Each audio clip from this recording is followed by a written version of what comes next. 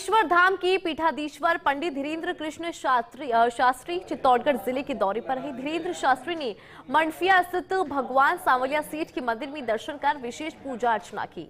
इस दौरान मंदिर मंडल की ओर से मंदिर परंपरा अनुसार धीरेन्द्र शास्त्री को उपरना उड़ाकर स्वागत किया गया और भगवान सांवलिया सेठ की तस्वीर और प्रसाद भेंट किया गया।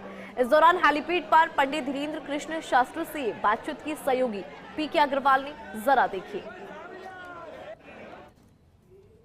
देश में सनातन संस्कृति का परचम फैलाने वाले निश्चित तौर पर बागेश्वर से धीरेन्द्र शास्त्री हमारे साथ हैं। श्री सांवलिया सेठ मंदिर के दर्शन किए जानने की कोशिश करेंगे। जिस तरह का आपका चल रहा है, निश्चित तौर पर अकेला चना पहाड़ नहीं फोड़ सकता, फिर भी प्रयास जिस स्तर पर किए जा रहे हैं, कैसे देखते हैं इन प्रयासों को? हमको मरते समय ये पछताना ना पड़े कि हमने कुछ किया नहीं। कभी सनातन के ध्वज को देखते हैं, हिंदुओं की इस स्थिति को देखते हैं तो रोना आता है।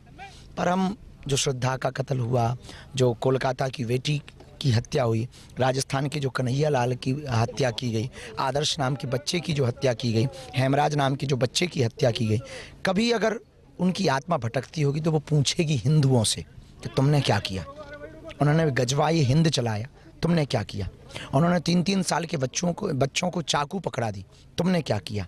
तुम्हारी रामचरितमानस को जलाया, तुमने क्या किया। तो जब भी हम मरेंगे तो आत्मसंतुष्टि के साथ मरेंगे कि हमारी जितनी ताकत थी, जितनी ऊर्जा थी, जब तक प्राण थे, जितना बुद्धि था, जितना बल था, हमने हिंदुओं को बचाने के लिए लगाया।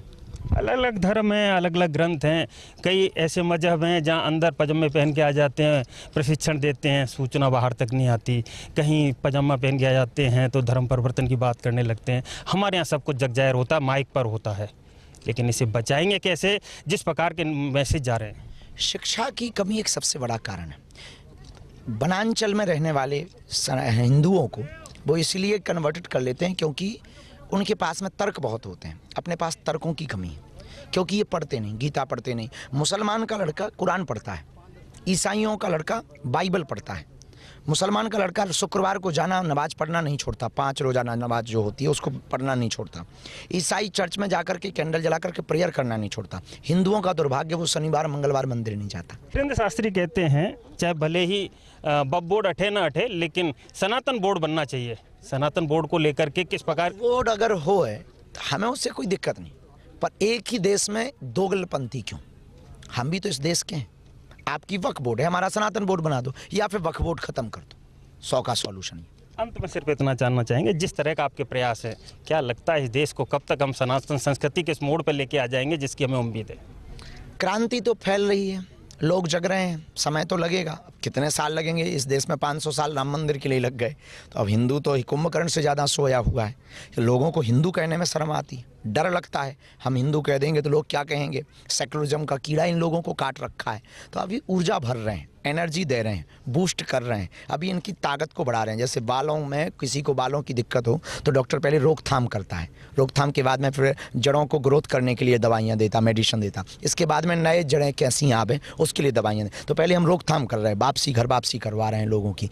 लेकिन नारा तो ये भी चल रहा है कि साथ रहोगे तो ठीक रहोगे, बटोगे तो कटोगे, साथ रहोगे तो सुरक्षित रहोगे। बिल्कुल सही है, इसी पर तो हमने कहा है कि अब छेड़ोगे तो छोड़ेंगे नहीं। निश्चित तौर पर कहा जा सकता है अपनी टिप्पणी के लिए बेबाक तरीके से बयान देने वाले धीरेन्द्र शास्त्री आज हमारे साथ जुड़े और निश्चित तौर पर साफ शब्दों में कहा है कि छेड़ेंगे तो छोड़ेंगे नहीं। और उन्होंने सनातन संस्कृति को बढ़ावा देने की बात कहते हुए साफ शब्दों में कहा है कि एक दिन जरूर आएगा जब सनातन की पताका फहरेगी। कैमरा पर्सन चंद्रेश जैन के साथ PK Agarwal, First India News, Shri Sanwaliya ji, Chittorgarh.